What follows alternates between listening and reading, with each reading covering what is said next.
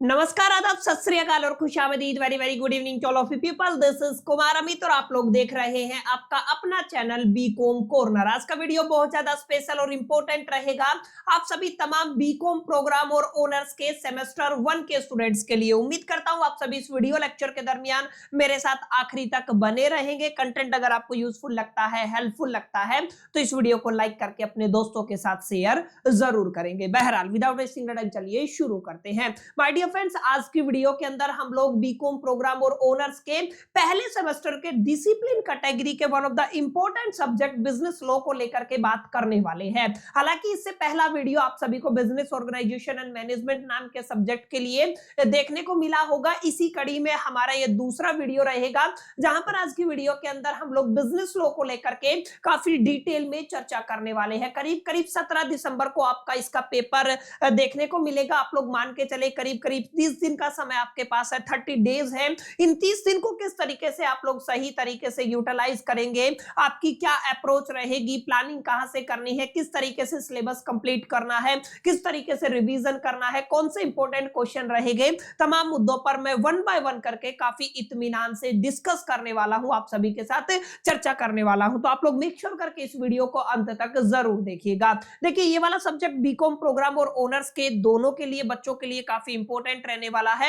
अब चाहे आप लोग रेगुलर के स्टूडेंट हो, चाहे आप लोग एसवाल के स्टूडेंट हो, चाहे आप लोग एनसीवेब के स्टूडेंट हो, आप सभी लोगों का सिलेबस सेम रहने वाला है।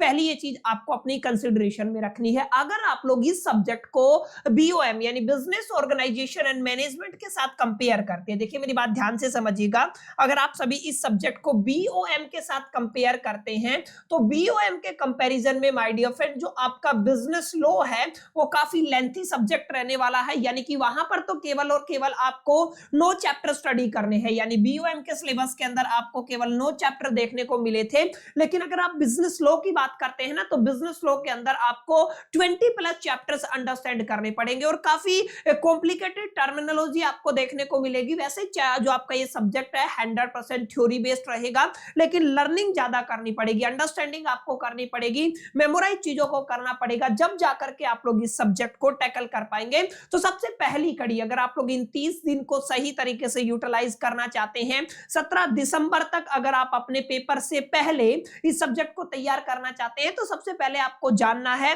एग्जैक्टली क्या क्या चीजें आपको स्टडी करनी है। क्योंकि कुछ गलत स्टडी मटेरियल के ऊपर आपने टाइम लगाया या कोई आपका आउटडेटेड टॉपिक आपने पढ़ लिया जो आपके सिलेबस के अंदर नहीं है, तो आपको डिफिकल्टी हो सकती है, उस टाइम पे आपको फ्रस्ट्रेशन और स्ट्रेस हो सकता है। तो आप लोग मेक श्योर करके पहले सिलेबस का ओवरव्यू कीजिए। अगर आप लोग सिलेबस की बात करते हैं तो पिछली वीडियो में भी मैंने आपको बताया था, अगर आप लोग बिजनेस लॉ की बात करते हैं माय डियर फ्रेंड्स, तो दोनों सब्जेक्ट दोनों बच्चों के लिए है, आपका ओनर्स और प्रोग्राम के लिए। तो जो बिजनेस लॉ सब्जेक्ट है माय डियर फ्रेंड्स, इसका पेपर 4 क्रेडिट का पेपर रहेगा, इस बात का आपको ख्याल रखना है। अगर आप लोग दूसरी बात ध्यान देंगे तो same business organisation and management की तरह 90 नंबर का पेपर रहेगा और 3 घंटे का समय माय डियर फ्रेंड्स आपको दिया जाएगा। अगर बात करूं एंटायर सिलेबस की, तो एंटायर सिलेबस के अंदर 5 यूनिट्स रहने वाली हैं और करीब करीब 20 से ज्यादा चैप्टर रहेंगे। यानी कि सिलेबस ज्यादा बड़ा है, तो आप सभी को स्मार्टली मूव करना है, एक एक चीजों को डिटेल में जाकर के पढ़ना है। बताऊंगा, आप लोग मेक श्योर करके इस वीडियो को आखिरी तक जरूर देखिएगा, रिटेंशन जरूरी है इस वीडियो के अंदर। अगर आप लोग देखते हैं 2025 के सिलेबस की, तो 5 यूनिट रहेंगी। 5 यूनिट के अंदर सबसे पहले आपको इंडियन कॉन्ट्रैक्ट एक्ट 1872 को पढ़ना है, काफी डिटेल में जाकर के चर्चा होगी, काफी अच्छा ये आपका यूनिट रहने वाला है। इसके अलावा अगर आप लोग देखेंगे सेकंड यूनिट, तो आपको पढ़ना है discharge of contract and remedies for the breach. जो भी आपका कॉन्ट्रैक्ट होता है वो डिस्चार्ज होता है, तो किस तरीके से, किस तरीके की मालूमात आपको हासिल होनी चाहिए, और रेमेडीज फॉर ब्रीच क्या रहने वाला है अगर आप लोग किसी भी कॉन्ट्रैक्ट को ब्रीच करते हैं। अगर आप लोग तीसरे यूनिट की बात करते हैं तो स्पेशल कॉन्ट्रैक्ट पढ़िएगा माय डियर फ्रेंड्स, ये छोटी सी यूनिट है, ज्यादा चैप्टर इसके अंदर आपको देखने को नहीं मिलेंगे। इसके अलावा आपको सोगा पढ़ना है। सोगा का मतलब क्या होता है, सेल्स ऑफ गुड्स एक्ट 1930, काफी लेंथी यूनिट ये भी है, अपने आप में अच्छा खासा वेटेज रखती है, आपके फाइनल एग्जामिनेशन के लिहाज से काफी इंपॉर्टेंट रहने वाली है। और लास्ट में जाकर के माय डियर फ्रेंड्स आपको एलएलपी 2008 पढ़ना है, लिमिटेड लायबिलिटी पार्टनरशिप 2008 को आपको अंडरस्टैंड करना है। तो माय डियर फ्रेंड्स 2025 में बीकॉम प्रोग्राम और owners, regular as well NCWEB, तीनों के अंदर आपको ये पांचों यूनिट देखने को मिलेंगी और इन पांचों यूनिट के अंदर आपको मल्टीपल चैप्टर्स देखने को मिलेंगे। इवन पहली यूनिट के अंदर से आपको आई थिंक 10, 11 या 12 चैप्टर देखने को मिलेंगे। तो ऐसे में आप सभी को एक एक चीज को प्रिसाइजली अच्छे से अंडरस्टैंड करना है कि एग्जैक्टली कौन कौन से चैप्टर आपको पढ़ने हैं, कौन कौन से टॉपिक पढ़ने हैं, कौन कौन से नहीं पढ़ने हैं। क्लियर? उम्मीद करता हूं ये बातें आपको समझ में आई होगी। एक डाउट और, जो पिछली वीडियो के अंदर भी मैंने आपको बताया था, अगर आप लोग चाहते हैं बिजनेस लॉ की रिसेंटली किताब लेना, तो माय डियर फ्रेंड्स मैं आपको बोलूंगा आप लोग प्लीज अभी किताब मत लीजिएगा, लेकिन अगर आप लोग लेना ही चाहते हैं और अगर आप लोग स्पेसिफिकली दिल्ली यूनिवर्सिटी के स्टूडेंट है, तो मैं आप सभी को सजेशन दूंगा आप लोग डेफिनेटली टेक्समैन पब्लिकेशन की तरफ से बिजनेस लॉ करके बीकॉम प्रोग्राम और ओनर्स दोनों के लिए ये किताब लिखी गई है। इनके ऑथर है भूषण कुमार गोयल और किनेरी जैन ने मिलकर के इस किताब को लिखा है। तो डेफिनेटली इस किताब को आप लोग खरीद सकते हैं। लेकिन अगर आप लोग केवल कंटेंट प्रोस्पेक्टिव से बात करते हैं, तो तमाम यूनिट वाइज, तमाम चैप्टर वाइज जो भी आपको कंटेंट चाहिएगा, वो सारा का सारा कंटेंट माय डियर फ्रेंड्स मैं अपनी टेलीग्राम, ऑफिशियल टेलीग्राम चैनल के ऊपर अपलोड करने वाला हूं, जिसका बार कोड आपको दिख रहा होगा। इसको अगर आप लोग स्कैन करेंगे तो आप लोग रिडायरेक्ट हो जाएंगे ऑफिशियल टेलीग्राम चैनल के ऊपर। इसको जरूर ज्वाइन कर लीजिएगा ताकि आपको जो भी रिसोर्सेज है टाइम रहते मिल सके और तमाम चीजों को आप लोग अच्छे से प्रिपेयर करके अपने नेक्स्ट लेवल पे लेके जा सके। बाकी आप लोग स्क्रीनशॉट ले सकते हैं इस किताब का, अगर आप, मैं कोशिश करूंगा इसका लिंक डिस्क्रिप्शन में आपको प्रोवाइड कर दूं। अगर आप लोग खरीदना चाहते हैं तो डेफिनेटली खरीद सकते हैं। बहरहाल ये तो बात हुई सिलेबस की, हमें क्या पढ़ना है, किस तरीके का पेपर देखने को मिलेगा। अगर आप लोग ध्यान देंगे माय डियर फ्रेंड्स, काफी इंपॉर्टेंट बातें अब शुरू होने वाली है, तो आप लोग प्लीज ध्यान दीजिएगा। यूनिट 1 किससे रिलेटेड रहने वाली है? इंडियन कॉन्ट्रैक्ट एक्ट 1872 से रहने वाली है। तो आप लोग प्लीज इसको कंसिडरेशन में रखिएगा।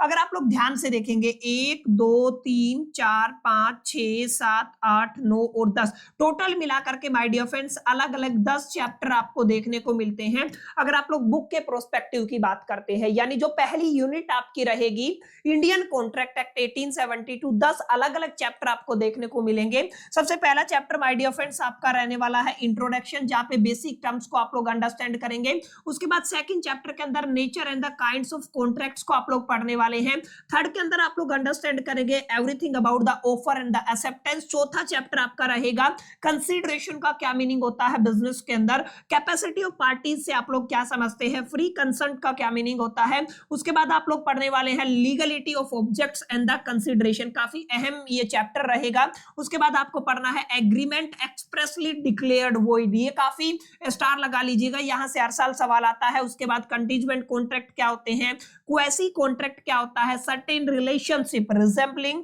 Those created by the contract, या फिर आप लोग जर्नली समझिएगा क्वेसी कॉन्ट्रैक्ट के इर्द गिर्द ये चैप्टर घूमने वाला है। तो माय डियर फ्रेंड्स 10 चैप्टर आपके यहाँ पे रह जाते हैं जो आपकी यूनिट 1 के अंदर आपको पढ़ने हैं। तो आप लोग देख रहे हैं काफी लंबा ये यूनिट रहेगा, काफी अलग अलग चैप्टर आपको पढ़ने हैं, तो डिटेल में जाकर के स्टडी करना पड़ेगा। तो इतना आसान ये रहने वाला है नहीं। और 17 दिसंबर को माय डियर फ्रेंड्स आपको आपका पेपर देखने को मिलेगा, 17 दिसंबर 2025 को। तो अप्रोक्सीमेटली करीब करीब आप लोग मान के चले कि जैसा कि मैंने शुरू में बताया था, आपके पास केवल और केवल कितना टाइम है, 30 दिन का टाइम है। और 30 दिन में आपको एक और सब्जेक्ट तैयार करना है, बिजनेस ऑर्गेनाइजेशन एंड मैनेजमेंट, या ऑनर्स के अंदर जो आपका एप्लीकेशन वाला चैप्टर सब्जेक्ट है उसको भी तैयार करना है। तो ऐसे में आप सभी के लिए चीजों को अच्छे से मैनेज करना ये बड़ा डिफिकल्ट टास्क है। प्रिपेयर करना, अपने जहन में रखना, चीजों को दिमाग में रखना, मेमोराइज करना, लर्न करना, प्रैक्टिस करना, बड़ा लंबा चौड़ा प्रोसेस रहने वाला है। और आपके ऊपर कहीं ना कहीं प्रेशर भी बनेगा। हालांकि आपको सारी चीजें सिस्टमैटिक वे में हमारे चैनल पे मिल जाएंगी, तो आप लोग मेक श्योर करके इस चैनल को सब्सक्राइब और बेल आइकन को जरूर प्रेस कर लीजिएगा ताकि नोटिफिकेशन आपको समय रहते मिल सके। उम्मीद करता हूं ये वाले सारे चैप्टर आप सभी ने नोट कर लिए होंगे जो आपको यूनिट 1 के अंदर कवर करने हैं। अगर आप लोग बात करते हैं यूनिट 2 की, तो यूनिट 2 के अंदर माय डियर फ्रेंड्स हमको क्या पढ़ना है? हमको पढ़ना है डिस्चार्ज ऑफ कॉन्ट्रैक्ट क्या होता है और रेमेडीज फॉर द ब्रीच क्या होता है। माने अगर आपने किसी भी कॉन्ट्रैक्ट को ब्रीच किया है तो उसके लिए क्या क्या रेमेडीज रहने वाली है। अगर आप लोग ध्यान से देखेंगे तो केवल 2 ही चैप्टर माय डियर फ्रेंड्स यहाँ पे आपको देखने को मिलेंगे, यानी कि आपके 2 चैप्टर यहाँ पे आपको देखने को मिलेंगे। पहला चैप्टर आपका डिस्चार्ज फॉर कॉन्ट्रैक्ट रहेगा, second remedies for the breach of a contract रहेगा, यानी कि 2 चैप्टर ये हो गए। इससे पहले 10 चैप्टर हम लोग पढ़ के आ चुके हैं, 2 यूनिट को मिलाकर के 12 चैप्टर्स माय डियर फ्रेंड्स आपके कंप्लीट हो जाने वाले हैं। काफी अहम ये रहने वाला है, ठीक है ना। सेकंड यूनिट आपने नोट कर लिया। बात करते हैं थर्ड यूनिट की। थर्ड यूनिट के अंदर माय डियर फ्रेंड्स आपको पढ़ना है केवल और केवल स्पेशल कॉन्ट्रैक्ट्स को। अगर आप लोग ये भी आपका इंडियन कॉन्ट्रैक्ट एक्ट 1872 के अकॉर्डिंग ही आता है, याद रखिएगा, उसी के रेफरेंस में है। तो आप लोगों ने जो पढ़ा है ना इंडियन कॉन्ट्रैक्ट एक्ट 1872, इसको याद रखिएगा। इंडियन कॉन्ट्रैक्ट एक्ट 72 के रेफरेंस में ही आपको क्या पढ़ना है, स्पेशल कॉन्ट्रैक्ट पढ़ना है। 3 चैप्टर रहेंगे, contract for indemnity and the guarantee. देखिए इंडेमिनिटी अपने आप में काफी इंपॉर्टेंट टॉपिक है और गारंटी अपने आप में इंपॉर्टेंट टॉपिक है, तो इनको जरूर कर लीजिएगा। बेलमेंट एंड द प्लेस क्या होता है, काफी अहम चैप्टर रहने वाला है, और एजेंसी का अपना क्या मीनिंग होता है। अगर आप लोग ध्यान से देखेंगे तो माय डियर फ्रेंड्स 3 चैप्टर आपके ये बनते हैं। अगर आप लोग तीसरी यूनिट की बात करते हैं तो तीसरी यूनिट के केवल और केवल 3 चैप्टर बनेंगे। अगर तीनों चैप्टर को आप लोग तैयार कर लेते हैं, पहली, दूसरी और तीसरी तीनों यूनिट को मिला दो, अगर आप लोग 10 + 2 + 3 का रेशियो आपका रहने वाला है, ये चैप्टर का रेशियो, यानी कि 15 चैप्टर आपके केवल 3 यूनिट के अंदर रह जाते हैं। देख रहे हो बिजनेस ऑर्गेनाइजेशन एंड मैनेजमेंट के अंदर केवल 9 चैप्टर पूरे सिलेबस के अंदर, यहाँ 3 यूनिट के अंदर ही आपको 15 चैप्टर देखने को मिलेंगे। इसके अलावा अगर आप लोग यहाँ पे देखेंगे यूनिट 4 के अंदर आपको सोगा पढ़ना होता है, याद रखिएगा क्या पढ़ना होता है, सोगा। सोगा का फुल फॉर्म क्या होता है, सेल्स ऑफ गुड्स एक्ट 1930, याद रखिएगा 1930 के अंदर सोगा आया था, ठीक है। यहाँ पे सबसे पहला चैप्टर माय डियर फ्रेंड्स आपको पढ़ना है contract of the sales and goods क्या होता है। सेकंड आपको पढ़ना है कंडीशन एंड वारंटीज, क्या क्या मीनिंग होता है। थर्ड आपको पढ़ना है ट्रांसफर ऑफ द प्रॉपर्टी से रिलेटेड कितने लॉज हैं, प्रोविजन है। चौथा आपको पढ़ना है my dear friend performance of a contract of sale आपको पढ़ना है। पांचवा आपको पढ़ना remedies for breach of a contract of sale, और आपका छठा रहेगा ऑक्शन सेल, ये आपको पढ़ने हैं। Total 1 2 3 4 5 6 chapter my dear friends यहाँ पे आपको देखने को मिलेंगे यूनिट 4 के अंदर। अगर आप लोग यूनिट 4 की बात करते हैं, अगर आप लोग सोगा की बात करते हैं तो कितने चैप्टर है माय डियर फ्रेंड्स आपके पास, 4 चैप्टर रहने वाले हैं। समझ में आई इतनी बातें। तो अगर आप लोग देखेंगे तो आपका पहले चैप्टर के अंदर आपका कितना यूनिट था, सॉरी पहली यूनिट के अंदर 12 चैप्टर थे, दूसरी के अंदर 2 थे, तीसरी के अंदर 3 थे, अभी कितने हो गए हैं आपके 6 चैप्टर हो गए हैं। तो अपने आप में वर्कलोड बढ़ने वाला है। मैं आप सभी से हम्बल रिक्वेस्ट करूंगा, अगर आपने अभी तक तैयारी नहीं किया है तो तैयारी जरूर कर लीजिएगा। लास्ट एंड फाइनल जो आपका यूनिट रहेगा एलएलपी से जुड़ा हुआ है, यानी कि लिमिटेड लायबिलिटी पार्टनरशिप से जुड़ा हुआ है।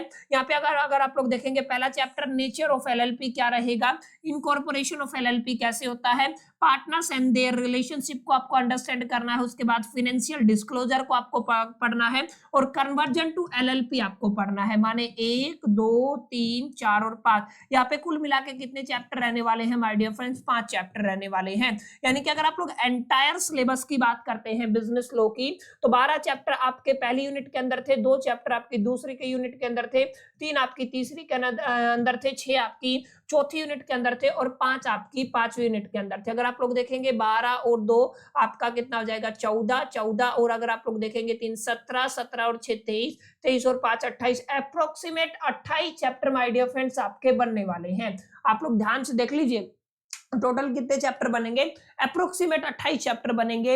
और इन 28 चैप्टर को आपको ऐसा नहीं है कि अभी आपके पास पूरा टाइम बचा हुआ है, आपको केवल और केवल कितने दिन में तैयार करना है, 30 दिन में तैयार करना है। ये अपने आप में बड़ा टास्क रहेगा। अलोंग विद आपको अपने अलग अलग सब्जेक्ट को भी पढ़ना है माय डियर फ्रेंड्स, बहुत डिटेल में जाकर के इसलिए मैं आपको बता रहा हूं ताकि आपको एक क्लैरिटी मिले, आप लोग इन पेपर्स को सीरियसली लें। और आप लोग देखिएगा अगर आप लोग फर्स्ट सेमेस्टर से निकल जाते हैं ना तो आगे आपको इतनी डिफिकल्टी नहीं आएगी, लेकिन अगर आपको पहले ही सेमेस्टर के अंदर ईआर आ गया, रीअपीयर आ गया, कंपार्टमेंट आ गया, तो आपको बड़ी डिफिकल्टी होगी। फाइनल ईयर के ग्रेजुएशन के लास्ट सेमेस्टर पहुंच पाना आपका बड़ा डिफिकल्ट हो जाएगा। और यही एक कारण है पहले सेमेस्टर के अंदर लोग स्कूल टाइम से आते हैं, कॉलेज के अंदर आप लोग आ जाते हो, इतना सीरियसली चीजों को लेते नहीं हो जाएगा और एक बार ईआर आता है और ईआर आते रहता और आप फिर फंस जाते हो, एक ऐसे ट्रैप में फंस जाते हो यहाँ पे, ना तो आपको ईआर कंप्लीट होता है ना ही आपका ग्रेजुएशन कंप्लीट होता है। तो आप लोग मेक श्योर करके माय डियर फ्रेंड्स इस चैप्टर, ये जो आपका सब्जेक्ट है, चैप्टर नहीं सॉरी ये आपका सब्जेक्ट है, इसको सीरियसली लीजिए, अपनी प्रिपरेशन को आज से ही शुरू कीजिए ताकि आप लोग अपनी प्रिपरेशन को थोड़ा अपग्रेड कर सके, एक नेक्स्ट लेवल पे लेके जा सके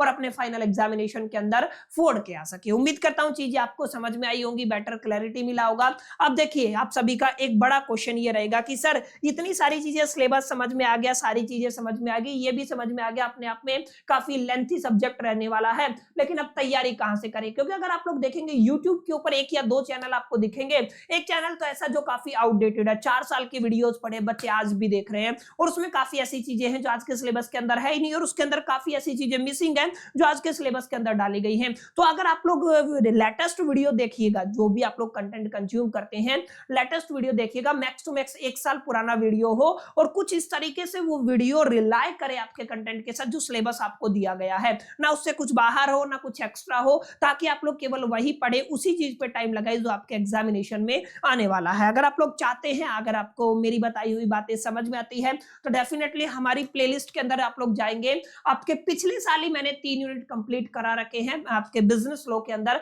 पहली unit Indian contract act 2 part में आपको मिलेगा। सेकंड यूनिट स्पेशल कॉन्ट्रैक्ट मैंने 1 शॉट के अंदर पढ़ाया हुआ है, 1.5 घंटे का क्लास है। और सोगा सेल्स ऑफ गुड्स एक्ट भी मैंने डिटेल में जाकर के पढ़ाया हुआ है। ये माय डियर फ्रेंड्स आपका थोड़ा सा पिछले साल की ही बात, आई थिंक 1 ईयर कंप्लीट नहीं हुआ है, ये आपका लेटेस्ट कंटेंट रहने वाला है। अगर आप लोग यूज करना चाहते हैं, 1 शॉट से पढ़ना चाहते हैं, तो डेफिनेटली इन 3 यूनिट से आप इन 3 यूनिट को तैयार कर सकते हैं। और अगर आप लोग चाहते हैं कि सर नहीं, नए सिरे से, जस्ट लाइक आपने पिछले सब्जेक्ट में कहा था कि हम लोग अपना स्कोर मैक्स सीरीज लेके आने वाले हैं, जहां पे हम लोग 1 शॉट लेके आएंगे, फिर आपके प्रीवियस ईयर क्वेश्चन लेके आएंगे, फिर हम लोग आपके इंपॉर्टेंट क्वेश्चंस की सीरीज लेके आएंगे, वो सारी चीजें आपको चाहिए तो डेफिनेटली कमेंट बॉक्स में कमेंट कर दीजिएगा। इस वीडियो को लाइक करके अपने दोस्तों के साथ शेयर जरूर कीजिएगा, क्योंकि आपके लिए अगर मैं इतनी मेहनत कर रहा हूं तो देखो इतना एफर्ट आपको करना पड़ेगा। अगर आप सभी का एक अच्छा खासा रिस्पॉन्स आता है, जिस भी सब्जेक्ट के लिए आपका अच्छा रिस्पॉन्स आएगा, उतनी ही जल्दी तब की तब हम लोग इस चीज के ऊपर काम करेंगे, और डेफिनेटली